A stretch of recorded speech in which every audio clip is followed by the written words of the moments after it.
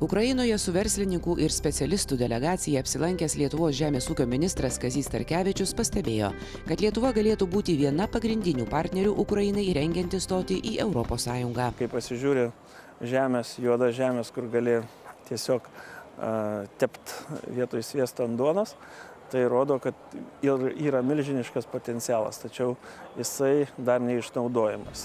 Lietuvos patirtis įgyvendinant kaimo plėtros 2007-2013 metų programoje numatytas priemonės galėtų būti naudinga rytų kaimyniai, kuriant žemės ūkių ir kaimo plėtrai skirtus paramos mechanizmus. Lietuvoje, jeigu visi taikytų naujasias technologijas, galėtų dadėti prie derliaus 1,5 tonos šiandieną.